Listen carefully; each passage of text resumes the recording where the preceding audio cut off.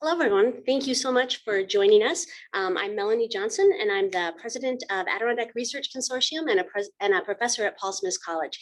We'd like to encourage you to join us for the remaining two webinars after this, and a recording will be available on our Adirondack Research Consortium webpage or YouTube channel, so you can check us out right here. I want to thank all of the panelists for joining us, and a special thanks to Jackie Bowen for being moderator and setting this up. So Jackie is the Director of Conservation in Adirondack Council, and I'm going to hand over to her. Thank you. Great, thanks, Melanie. So good morning, everyone, and welcome. So my name is Jackie. My pronouns are she, her. I'm the Acting Conservation Director at the Council, and I want to thank all of you for joining us here today for what I hope will be both an informative and a fun discussion. So before we dive in with our esteemed panelists, I would like to go over some quick logistics and then set the stage for our conversation. At the bottom of your screen, you'll see that there's both a chat and a Q&A function. The chat is a great way to be engaged with others during the conversation and to say hi to folks that you may know. However, if there are specific questions you'd like to ask of the panel during our time together, and I hope that you do, please post those in the Q&A because that's where we will be pulling questions from. And I understand that we have a good mix of folks here today, from students to professionals to those just interested in the topic. So I want to say that any and all questions are welcome in the chat or in the Q&A, from the simple to the complex. So unlike some previous ARC webinars, we're not going to be doing presentations today. Rather, we want this to be more of a conversation. The flow that we're looking at is about 15 to 20 minutes of introductions, 15 minutes of questions I'd like to ask the panelists, and then we'll open it up to audience member questions. So the focus of this webinar series is connecting research with communities. And for our panel today, our goal is to look at how environmental concerns are identified within our communities and how that informs research needs and ultimately community action. Our definition of community will jump around today. It will mean the Adirondack community writ large, the town of Keene, advocates, scientists, partnerships, and more. And through our discussion, we hope to illuminate the challenges, opportunities, needs, and realities of such efforts. Today's panel is comprised of some great minds and people. We have Dr. Abbie Larkin, who is a research consultant with the consulting firm Otak. We have Joe Pete Wilson, the supervisor of the town of Keene, and Rocci Aguirre, deputy director at the Adirondack Council, who is standing in for Willie Janeway today, but we're thrilled to have him. Rather than providing an in-depth introduction of each panelist, I have asked them to spend 5 or so minutes introducing themselves, what research means to them, their community, and what they identify as some current environmental concerns and research needs. So with that, I'm thrilled to have our 3 panelists here with us today to share their insights on this important topic. And I want to welcome Dr. Abbie Larkin to kick us off first with introductions. Thanks, Jackie, and hello, everyone who's joined in this webinar. I'm very excited to be here and to be on this panel with such great folks like Joe, Pete, Jackie, and Rocci. As Jackie said, my name is Abbie Larkin. I'm a research consultant at a firm called Otak, which specializes in planning, design, landscape architecture, engineering, and also has a niche research team that focuses on visitor use planning and management. And we have specialized expertise in social science research and advanced analytics that we apply to better understand visitor use levels, patterns, and trends, and to evaluate some of those components in recreation and protected area landscapes across the country, from national parks to national forest landscapes, and down to the Adirondack Park and other more state or local protected areas where the stakeholder group is diverse. There's competing interests and uses on a landscape, and there are various resources to protect and balance against use interests. I work with an amazing team and under Steve Lawson, who's our director, and we're able to pull together social science research projects starting from the conceptualization and design all the way through implementation. And we leverage our backgrounds in social science research in order to put together these studies. But the studies are always instigated by some type of a problem statement or identification of an issue or a concern that comes to us largely from a client. And that client can be managers and supervisors and natural resource specialists at national parks, it's national forests or more close to home, the Adirondack Park. And I've been really excited to be able to be part of this research team and worked in a variety of landscapes across the country, but also have been able most recently to have what I think is a very important impact on the Adirondack landscape. Before I joined this consulting firm, I was a graduate student at SUNY ESF, and my research focus was the Adirondack Park, and I was able to enjoy being a part of some key research projects while I was there. Those projects include the Great South Woods, which some folks on the call may have been a part of and may recall. It was a really exciting collaborative project with communities in the southern third of the Adirondacks, as well as environmental advocacy groups and DEC and APA, where we came together to try to better understand how the landscape could be leveraged and designed in order to connect communities with the forest preserve and enhance recreation opportunities. We had some great participatory mapping sessions that we were able to pull together using our research background in order to collect and process and report back on what we had heard from communities as to how we could better connect them to the forest preserve and opportunities on that landscape. Another great research project I was able to be a part of was to compile all those trail registers that many of us on the call may have signed throughout our personal use of the forest preserve. I sat with a group of students for a summer, and we digitally entered the information that you would otherwise write on the paper form, which is a really important data point for measuring visitor use across the Adirondack, something we didn't really have before, and I'm not sure that we have systematically collected since. And just something as simple as an estimated number of visitors in one place at one time can really be a really important piece of information in order to support management decisions, community planning, tourism marketing, all sorts of other efforts that we couldn't stand up without that kind of foundational descriptive information. And so I wanted to present some of that grad school Adirondack background because it brings me back to my professional position right now, where I've been working with the council and others in the landscape to implement a visitor use management study in the Adirondack High Peaks and to collect data last summer that we are in the middle of analyzing and processing and will be providing a report on in order to better understand the current conditions in that High Peaks landscape, where I believe most of us on the call are aware that there's increasing visitation pressure in that landscape and outside of it in the larger park. And that is similar to the increasing levels of visitation that my team and I try to estimate and understand in regions outside the Adirondacks as well. And at the risk of rambling further, I think I'll pause there, and I'm happy to pass the mic unless there's some box of the introduction I didn't tick off yet, Jackie. Nope, you're all set. Thank you, Abbie. Appreciate that. Up next, we have Joe Pete Wilson. Thank you, Jackie. So my name's Joe Pete Wilson. I'm the supervisor of the town of Keene. I'm a local elected government official here, and my responsibility is managing our small town, which is in the heart of the High Peaks. I don't have any academic credentials qualifying me to be a researcher or for environmental science, but those fields have become really important here in Keene as we've tried to be proactive and help partner with the state, with the Adirondack Council, the Adirondack Mountain Club, other groups working on these issues to manage the level of use we're experiencing in our little town. And the way I tend to identify where there are concerns that are connected to environmental issues is I look at where we're spending our money to fix things, where I get complaints from residents, and where I get complaints from visitors. And when I took office and started to gather these things, it really helped me pinpoint where I need to know more, where I need data, where I need research. And for local government, the type of research I need, it tends to be really applied. I need data on what's happening in a specific area, and I need it soon so I can plan, apply for grants. So I really need data that I can put to work. I need research I can put to work.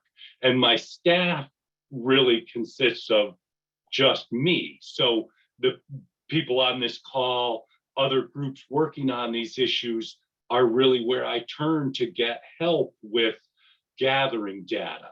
And so I think that naturally develops then a link between, some of my really mundane issues like toilets with some of the bigger, managing human waste with some of the bigger issues of how many people are coming, how long are they driving, where are they congregating, what time of day, all these issues that we really need data to plan. We need research to plan and design solutions that I can put to work here. So without going into too much of the rest of the presentation, I think one of the ways, though, for me, that I would be very candid about how I use data and research is to demonstrate need. But one of the big things as a local elected official in a small town is that I need research that helps me get public support for the kind of decision-making and changes that the town of Keene needs. So a lot of the research I've partnered up with, a big component of that is how do I use that to educate state land managers? How do I use that research to get support from the hiking community? How do I use that data to get support from my own community? So I do a lot of what I do with the results of the research we're talking about is put it to work in gaining support to take action, to make changes, and to get some money to do some of those things. So I'll leave the rest of the more details to the more in-depth discussion. Thank you. Great, thank you, Joe Pete. Rocci, we have you up next. Great, thanks, Jackie. Rocci Aguirre, I'm the Deputy Executive Director for the Adirondack Council.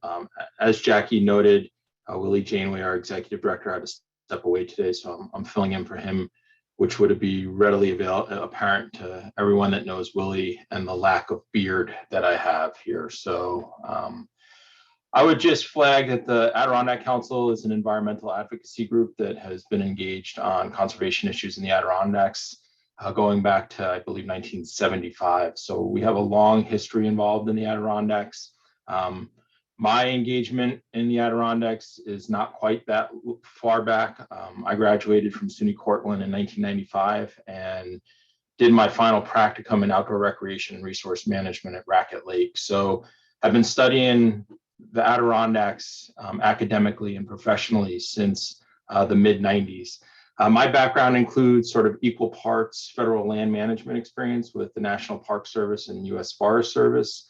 I was the director of land protection and worked with a number of land trusts for quite a few years. And for the past 9 years, I've been working with the Adirondack Council specific to conservation policy issues in the region.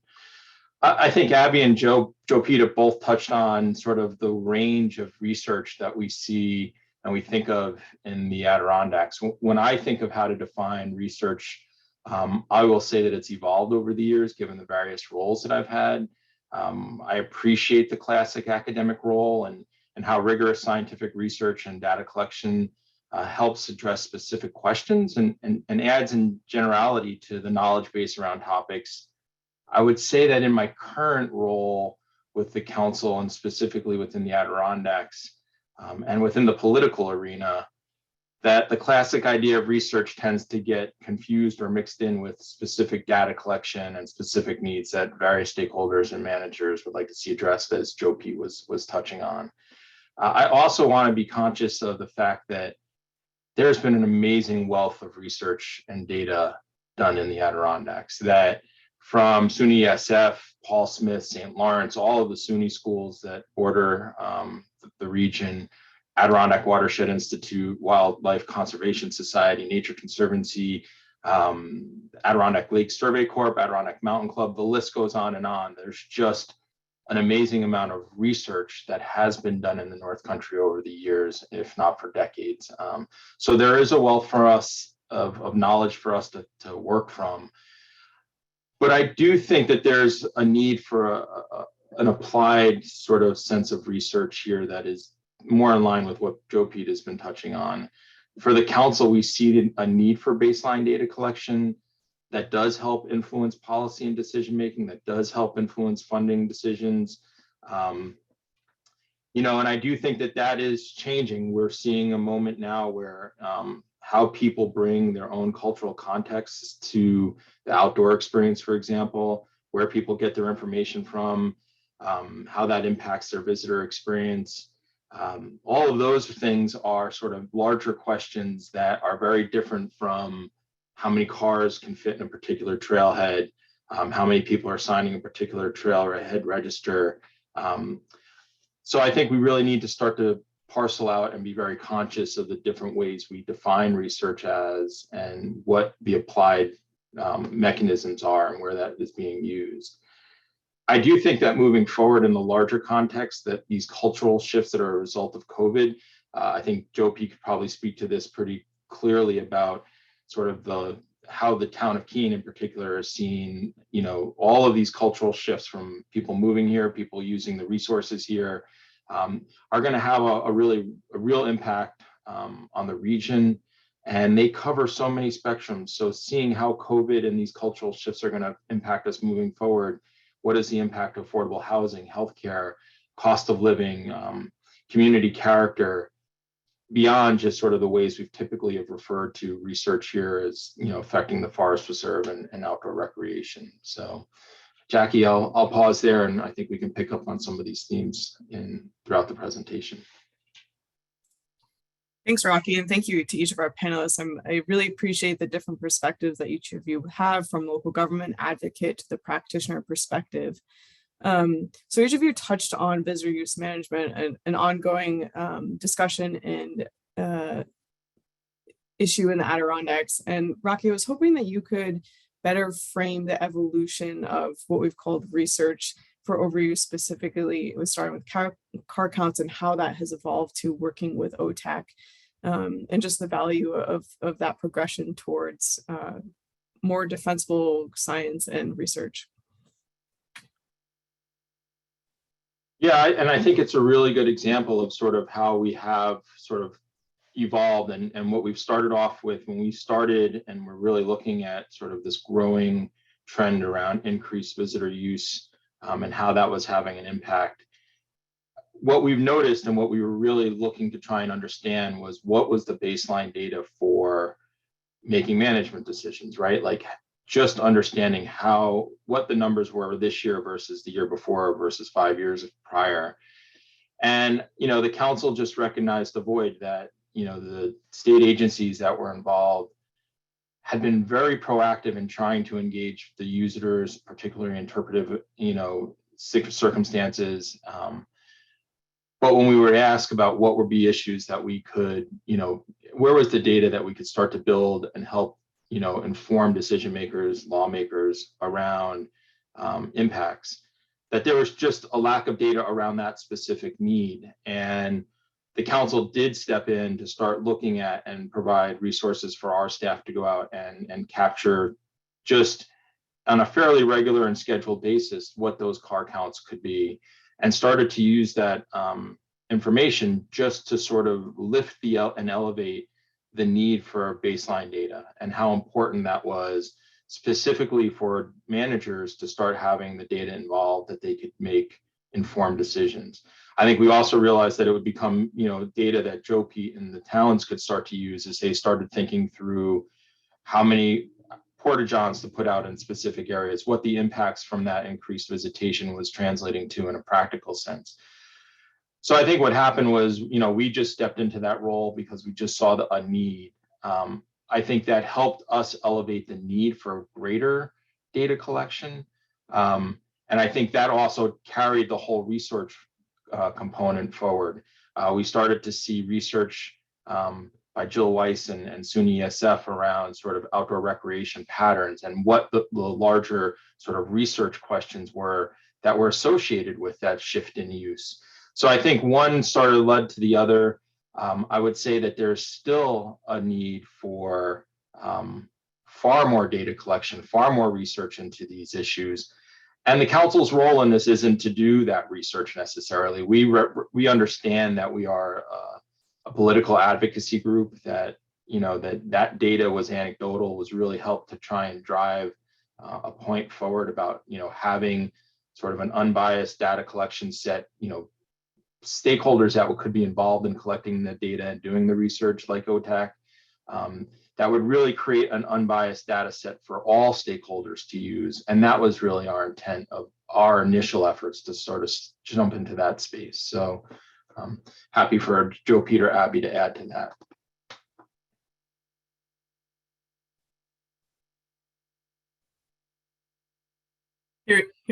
Hearing none, I'll kind of shift the conversation. Abbie, go ahead.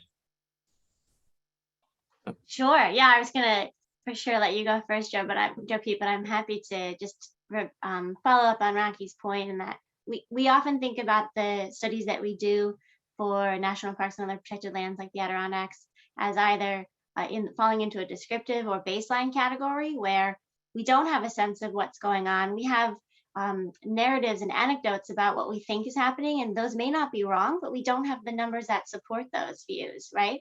And so a lot of our work focuses on the descriptives where we are maybe not necessarily counting cars always, but we put up trail counters and we're counting people in different places, and we're relating these metrics together to understand relationships between visitors on a trail and demand for toilets. But we consider that to be sort of a baseline and descriptive components of our work. And then at a next level, we also design evaluative studies where we're not only interested in what are the numbers on the ground and the patterns, because those are important, but also what do different stakeholders like visitors or communities or decision makers think about those numbers that we have on the ground? What are their experiences based on those numbers? How would they describe those in a survey or some other type of data collection effort? How do visitors and community members and residents react to potential management actions that may occur based on given conditions? And so we can not only describe what's happening now and potentially generate some scenarios based on that, but also add an evaluative lens where we're really trying to deepen our understanding of that recreation experience, changing trends, and what the future could look like. So I would agree that there's a great body of work in the Adirondacks outside of social science and visitor use management work as well. And I love that point that Rocci brought up. And I think that the work we're doing with the council is a great first step. It's a first step in a larger body that could be implemented across the high peaks and the broader park, just at that baseline level. But then as well, there's a lot of opportunity for diving deeper and implementing some type of evaluative phases to get at the heart of some of the decisions that are being made when visitors decide to come to different places or not. And when they get dispersed from where they'd rather recreate to somewhere else. There's a lot of good information that we would love to document to be able to put in front of decision makers like DEC, like APA, like Joe Pete, so that they have the information to make an informed decision. Not to say that the research we would conduct or data we collect are in any way a decision. They need to be considered by a broader collaborative set of stakeholders and put in context with other objectives and goals and limitations on management decisions. But it's an important piece of that overall puzzle and conversation.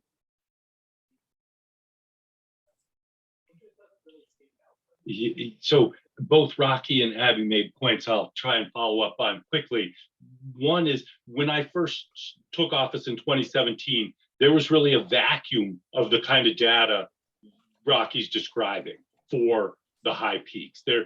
Nobody was really keeping track of or looking at what happened with hikers until they set foot in the woods. It was like hikers didn't exist until they were on a trail. And the Adirondack Council stepped in to do real emergency research there to start looking at that. And Roost, the Regional Office of Sustainable Tourism, helped with some of the data collection and helping understand where visitors come from. But then what Abbie's describing, needing to look not just at the trails or the woods, but the complex interrelationships of visitors, the environment, residents, all of those things. That's the essential step I feel we're at now. One of the lessons I learned early on is you can take a management action in a very specific area, but if you're not factoring in the ripple effects of that, you're really just moving your issue down the road, literally down the road. You restrict some parking at the Owl's Head trailhead, and they just move down the road and park in an even worse spot.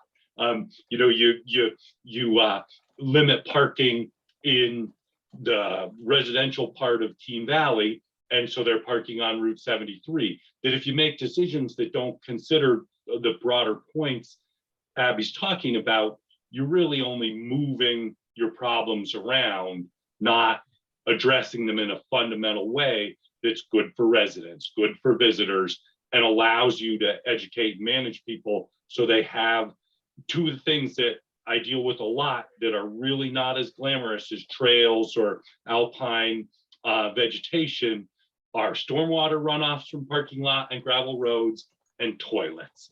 And, you know, those are essential things if we're really concerned about protecting our water quality and having a good experience and saving maintenance costs on stuff.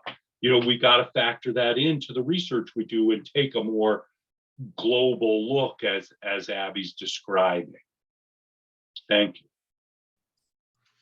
Joe Pete, I think, and Jackie, if you don't mind, I'd like to just make one more quick point that, you know, we tend to think of academic institutions or nonprofits as being the source of a lot of this research and data collection.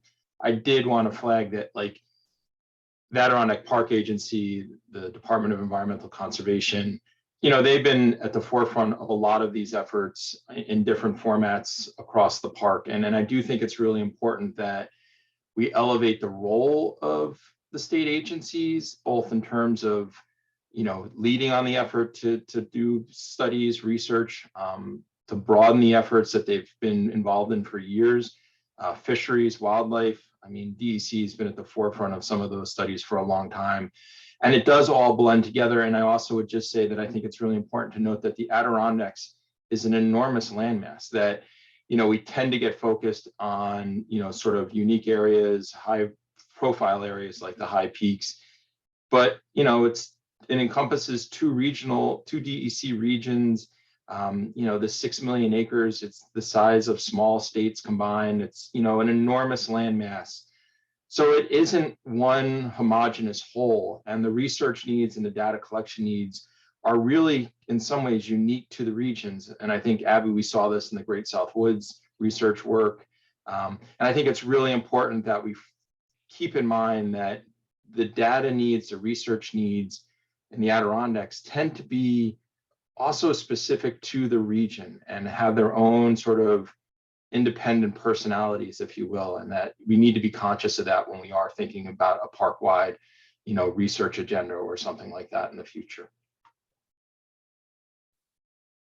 Great, thank you all for your insights on that. I want to pivot now to the role of looking at collaboration and, as Rocci mentioned, setting the research agenda. So Abbie, you've engaged in research both at an academic and a practitioner level in the Adirondacks.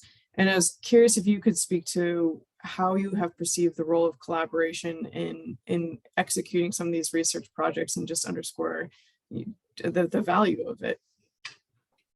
Yeah, thanks, Jackie. I would start off by saying that collaboration can be messy. It can have high costs associated with it, but it is definitely worth the effort.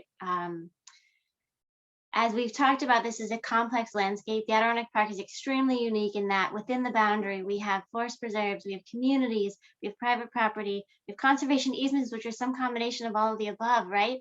And so there's not like one decision maker or one voice or one stakeholder. And it's not that there's 2 or 5 either. There are a ton of important interests in the landscape. And there are a lot of competing demands that we place on the Adirondacks as a whole. And in order to make a important and comprehensive and successful park-wide research agenda, as Rocci said, we need to have a variety of interests represented in that process. And something that I recall learning when I was a graduate student, and I have seen to hold true throughout my professional career at this point, is that when we have public participation in decision-making efforts, we make better decisions. We're able to consider more perspectives at once. We're able to leverage different strengths we're able to give voice to groups who may historically be underrepresented, and that can result in a deeper understanding of these different interests on the landscape, what their interests are, the trade-offs amongst them, and how to plan better for some future, for a future that can be, can serve a variety of people. And so in some of our work, we've worked with environmental advocacy groups like the council, we worked with Friends Group, we worked directly with the land management agencies as well. But even within that, there are a variety of different perspectives in a project that often need to come together in order to fully understand the best way to collect information and the best way to interpret it and provide recommendations that are actionable to whoever our client is at that point. And our client may be a variety of different stakeholders combined together. And so it's very important to include stakeholders in a collaboration effort. It can be tricky. It requires extra layers of effort, but I've always found, and I believe, that applied work needs to bring together multiple perspectives in order to be successful on the ground in the future. Research done in isolation, particularly research that is applied and can have a real impact on the landscape, if done in isolation, I don't understand the point of doing that. As a student, I was naive and enthusiastic and always wanted my work to matter. And I try to carry that attitude forward in my professional career. And I'm working with a team where we all have that same sort of perspective. We are able to work in some contentious landscapes where data matters and decisions are important and decisions are being made to manage access. And our work is able to have a real impact because of the thought and effort that we put into it and how we've designed it by taking in as many perspectives as we can in that design process. So I hope that answers your question, and I can yield to someone else. Rocci, Joe Pete, any follow-up thoughts? No pressure if not.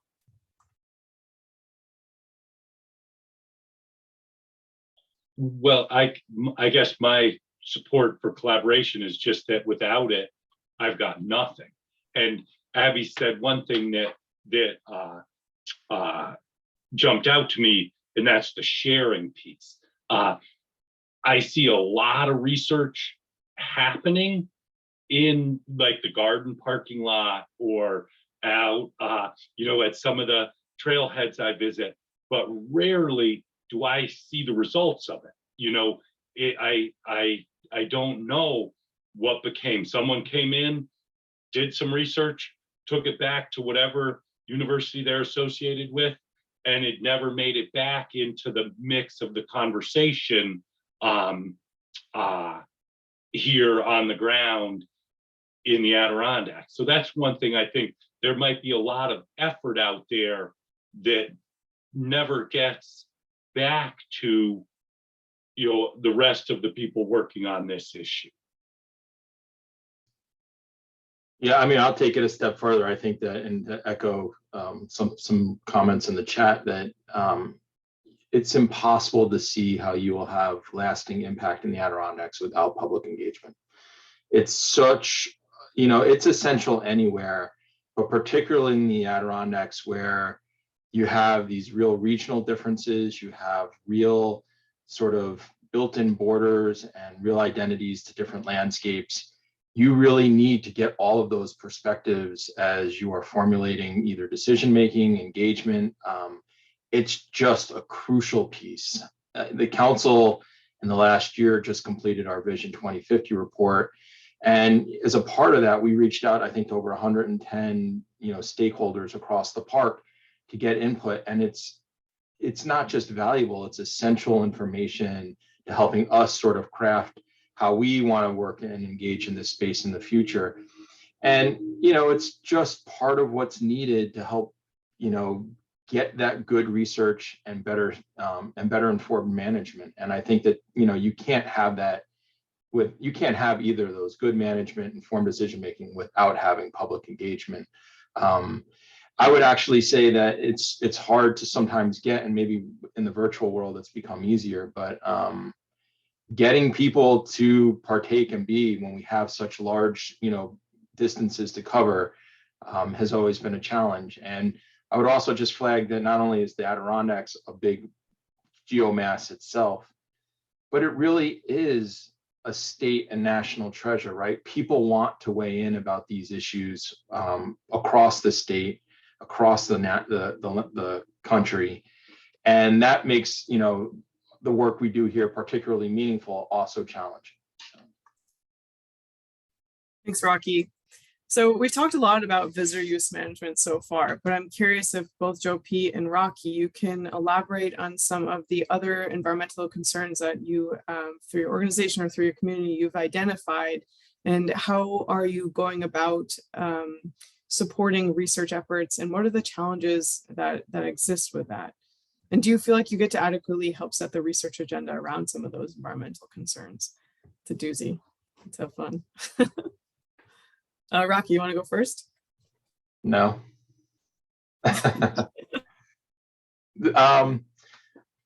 So I think, you know, setting the agenda, the larger research agenda, I mean, you know, and this is part of the realities of a political advocacy group. You know, our role isn't to do in-house research or even fund that research often, unless really there's an opportunity that fits. But I think one of the values of having sort of this larger park-wide agenda, a larger research agenda, it does build cooperation and consensus in a way that's really hard to find that otherwise, right? And what consensus means to me is that it's easier to walk into a decision maker or a lawmaker and try and get the funding that's needed, either to continue that research, or B, to have communities like Keene and Joe Pete have resources that they need to move forward in a proactive way to engage on the issues that are directly affecting those communities. So I think that there's a lot to sort of how the agenda is set, where that data comes from. And, you know, I would say that when we think of what the long-term impacts can be, when you think of acid rain and the place where the council stepped in there, you know, decades ago to really champion that cause, you can see the long-term benefits of that when it ties into both a federal agenda, a state agenda, and really builds consensus around an issue and can really help bring a lot of voices to the table that otherwise would not be in the same room often. And I think that that's really a critical piece. Joe P.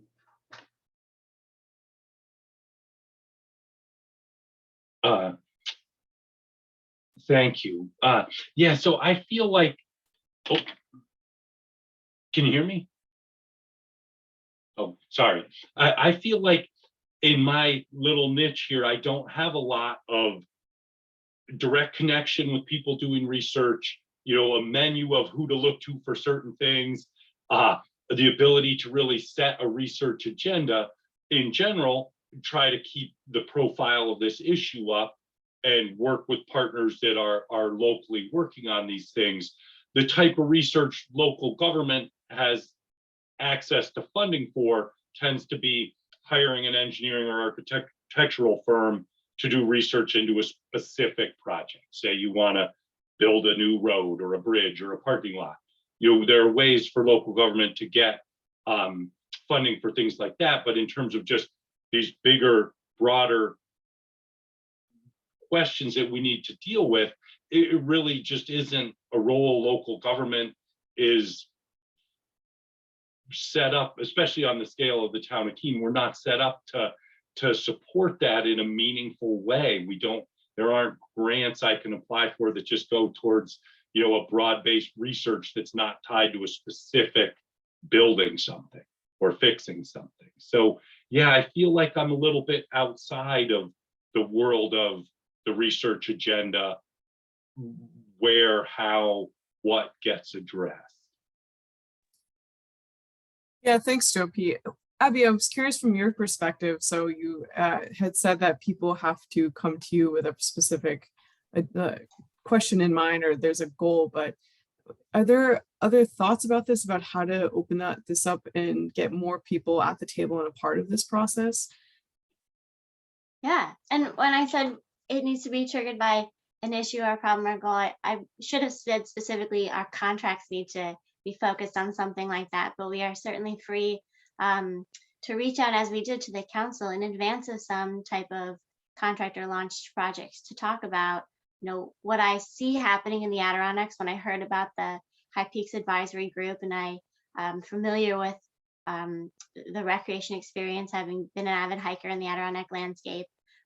We're free to reach out and connect with folks and talk about what we see, what we think we see is happening, to try to understand a little bit more about it and suggest ways that we think we could provide or add value to that topic in that landscape.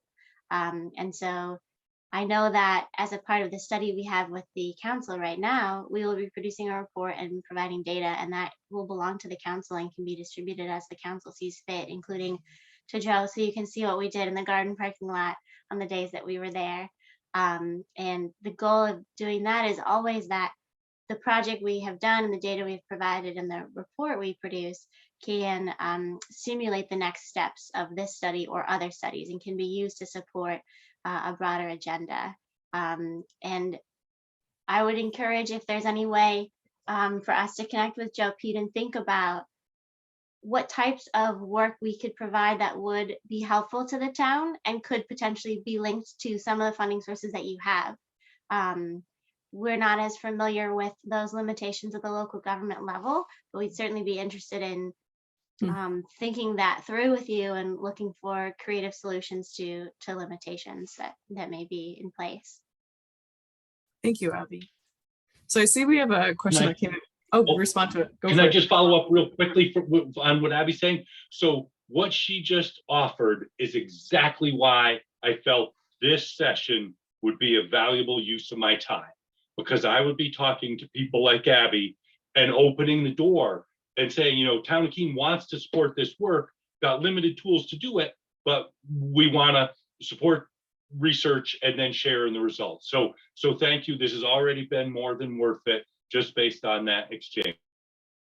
And Jackie, if I could just take up two quick points as a follow-up on Abbie's discussion as well. As one, I think that I do want to also acknowledge the state's leadership, particularly DEC, around organizing both the High Peaks Advisory Group and the Catskill Advisory Group. I think there really is an attempt by DEC to start to look at collaboration in this context.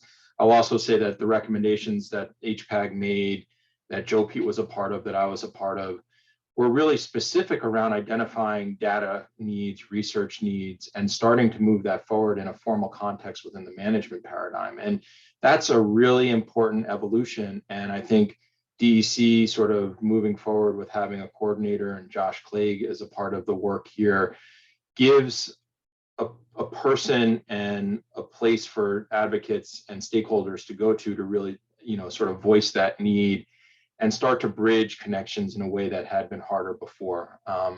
So I think that was a really important piece to this, that these are all things that have been identified and that the state and nonprofits and partners are starting to work towards.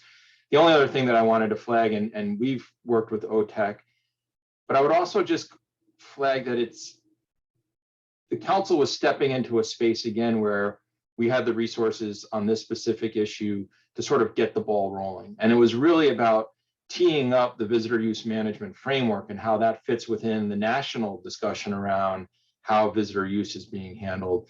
We aren't bound by the same issues in terms of, you know, hiring issues and things like that. We really could look for who are the best professionals to provide us with the best product that we felt we could then share with other stakeholders in a way that would sort of take some of the I wouldn't say just the pressure to take what we give them as being, you know, sort of maybe biased in some way. And this was really a way for us to put in the best context forward unbiased science and really good, soundly constructed research out for stakeholders to use. And I think that's the intent moving forward. Well said, Rocci. Thank you. So I do want to pivot towards some questions that we have coming in from the Q&A. So bear with me, they're a little long, but I think they're good questions. So is it thought of one or all of you that the best outcome is the gathering and utilization of data to allow for humans to live well, have a sense of not overly disturbing the environment, and enjoying the natural resources in a way that is financially comfortable for humans? Is that really about managing the ecosystems in a way that humans as a group do not really care about species except as it lets us feel like we are good stewards and destroying our feel-good place? So the purpose of the research is to get support and money to let us keep what we have with limited social cost, ? You can answer one part. It's a big question. Go ahead, Abbie. Well, I think I would not agree with that statement because that's a pretty big statement. I don't believe that our goal is to create and preserve a landscape where we can continue to do what we want. However, we are focusing on a piece of the overall complex question and acknowledge that it is part of a broader system and there are other complex components to be considered from other scientific disciplines. But we are not proposing or suggesting that we are able to answer that question, cover all aspects of the complex system. And even if we could, I wouldn't personally want to make a decision that is how to preserve and create a landscape where humans can do what they want regardless of the ecological limitations. Thank you. We have a question coming up next from Joe Reset, and it says, could you discuss which research questions would benefit by engaging the community through long-term citizen science monitoring programs? Jackie, before we jump to Joe's question, I did want to just follow up quickly. I do think that there is a component of that first question where purpose of research, is to get support and money. I think that that's a really important piece of this, right? Like by identifying where there's critical need, by understanding sort of the larger context within some of what is happening in the environment around us, it does allow us to be better advocates. And it's not just stakeholders like the council. It makes Joe Pete a better advocate when he's talking to the governor's office about priorities for the town. It makes other stakeholder groups in Old Forge, in Lake George, better advocates around road salt funding and things like that. So I do think that this research is really critical to that funding question. And I don't know a researcher that won't tell you or would ever say that they have enough funding for the research that they want to do. So, to be able to kind of stay on point, be focused and orchestrated, and orchestrate a really smart way to engage the decision makers and purse keepers around funding and funding research, I think is a really critical piece to this. People want to know that the money, that particular tax dollars, is being spent smart, wisely, and on things that matter. And I think that that's just a really critical piece to this, the reality of part of the research question, particularly in the Adirondacks. A quick answer to Joe, I think anytime that you can really engage the community, both in a way that lifts up particular issues, and then it can be as simple as, when does the ice melt on certain lakes, and having people just anecdotally keeping track of that. How do you start to, get folks that are doing game camera projects on different protected landscapes or in different communities? I think there's any number of ways where the citizen science component actually needs to be elevated because we don't have enough resources, and finding ways to sort of formalize that research in a way that lends itself to having practical, tangible outcomes that are replicable, that serve a purpose, is really a critical piece to that. But I think almost all stakeholders are going to need to think about ways to engage the citizenry better in terms of the kind of research that we want. There's a role, I think, in most projects for some form of direct citizen engagement and citizen science monitoring. Great, thank you, Rocci. Joe P, I'm curious, does the town have engaged in any citizen science monitoring efforts? I was thinking about that, trying to come up with a response, and I haven't really worked with any, any citizen or group of non-affiliated people who come and said, "We're doing this. Can you help us?" But I think of part of what motivates my work is having hiked and rock climbed and skied and ice climbed my whole life. I use that sort of when we were talking about establishing baselines. What did things look like in 1977 versus 87, 97, and the levels of use? So maybe you could make a case that I'm a citizen scientist and didn't know it, but I haven't engaged actively with anyone, but would be welcome, welcome to the more help, the better. Great, and a good follow-up question to that is, how do you recommend dealing with the validity of citizen science contributions to research when some of them may not be trained researchers? Abbie, I'm curious your take on citizen science. Yeah, I think that citizen science can be a very important contribution to an overall study design. I believe there's a lot that goes on in the Adirondack landscape, and I think that you have a particularly engaged set of stakeholders and community members that are ripe for citizen science. So it's a perfect opportunity, particularly to implement some of the more long-term management protocols or monitoring protocols like Rocci suggested. I think what you need for successful citizen science is a thorough documentation of what needs to be done and what you're asking citizen scientists to do, both direction provided to anyone who's going to take on a task and a thorough method for them to document what they're providing back, so that you are able to take those data points for what they are, and decide based on your current effort if and how you want to use any citizen science data points.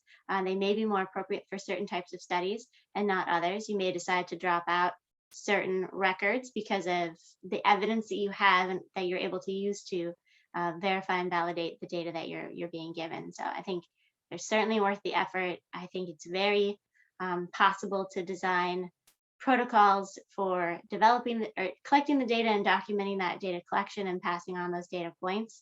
We work all the time with field crew, short-term hires that go to a landscape and will collect data for 10 or 14 days at a time. And we thoroughly document what we're asking them to do. We train them on how to do it. We check in with them throughout the process, and we review the data when we get it back. And those are not necessarily trained scientists. Those are just eager folks who are sharp and able to follow directions and think on their feet. And we've had very successful studies with that. And so I think it can definitely be done. And I think there are some key mechanisms like documentation that will help future researchers determine how to use those data. And can I jump back in again? I thought of a really obvious and big project when it came to an engagement with residents, citizen science. Town of Keene went through a community master planning process in 2020 and 21. And one of the prime goals was to look at recreation, access to recreation and managing use. And that was a group of residents that worked to examine the issue, identify some of our needs, and now we're taking that information and going to the next stage of, what do we need to learn to implement it? So that really was an example of a lot of what we're talking about. It was geared towards residents of the town of Keene participating, but still it was a group that got broad participation over the course of 20 months.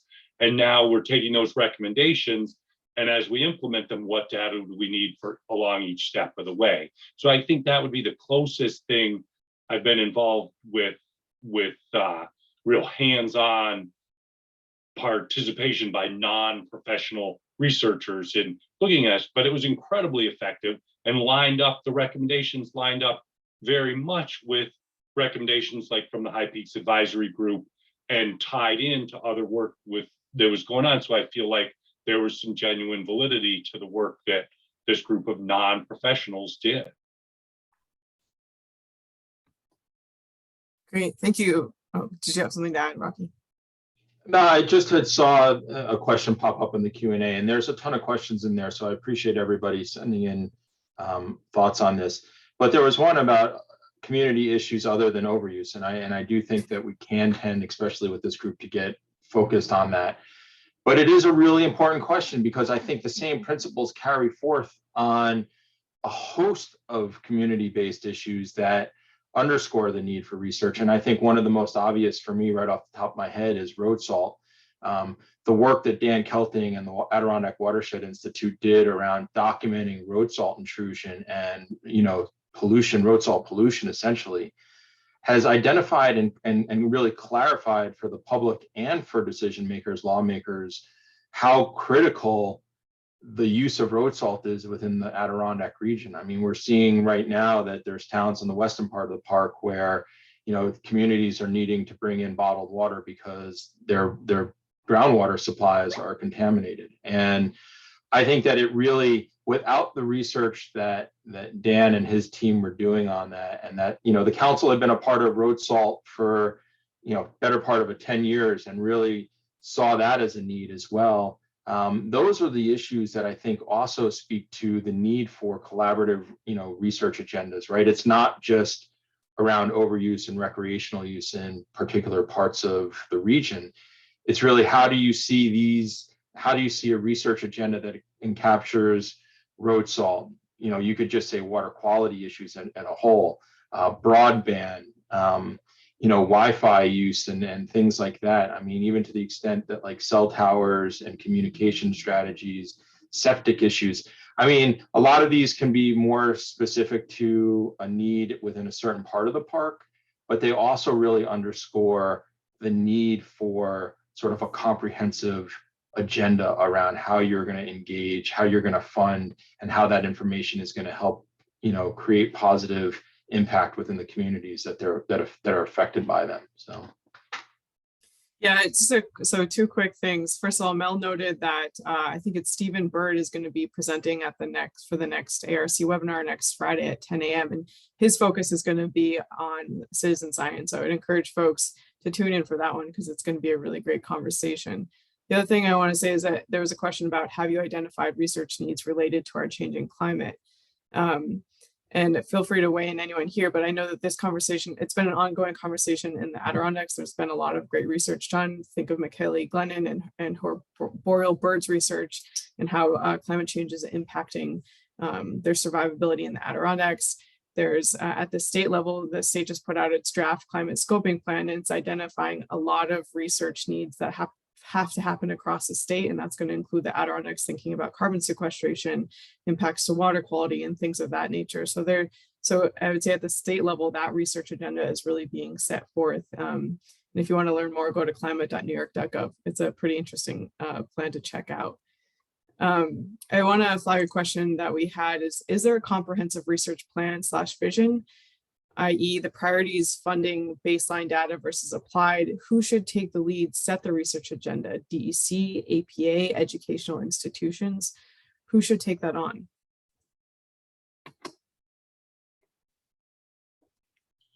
So I think it's a great question. I think it's a need that's been expressed and was captured by the advisory group. I mean, specific to the larger concepts around that, exactly at a comprehensive research plan. And I don't know that there's an answer or a right answer. I think that you need to have broad engagement. You have to have broad stakeholder engagement.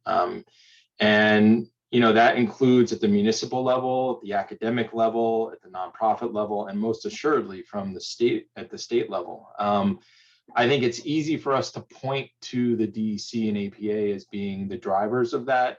I think they need to be instrumental, but I think it's such a huge lift and it encompasses such a large area that I think we need some out of the box thinking. I think this is a place where we need to be holding, you know, more of an engagement process, a communication process where stakeholders can come together and really sort of help drive that and figure out what the right model is going to be. I think one of the things that we often overlook is that the Adirondacks as a concept, as a park, as a conservation success story has really been at the forefront of creating models that are, you know, sort of ahead of their time and revolutionary in some ways. And I think that we should finding that spirit again around some of these issues and really taking and looking at innovation and new models and new ways of engagement are in our DNA. And it's something that we really should be thinking about moving forward on complicated issues like this. And so I don't think there's a right answer at the moment, but I do think that we are working on it as a collective of stakeholders. So Great. I want to recognize that we are at 10:59 and this feels like an appropriate time to stop and wrap up. I want to say thank you to each of our panelists today. It's been a really great conversation. I hope that participants and audience members felt like there was good information too. I do want to flag that we did have a number of questions coming into the Q&A that we will be answering on and posting on the ARC website. So stay tuned, you will get those answers. But yeah, thank you all for joining this conversation here today. And again, a special thanks to our panelists and to Adirondack Research Consortium in putting this awesome series on. We good, Mel? We're good. Thank you so much. That was wonderful. And we hope to see everyone next week. Thanks, everyone. Thanks, everyone. Thanks, Mel. Thanks, Jackie. Thanks a lot. Bye. Take care.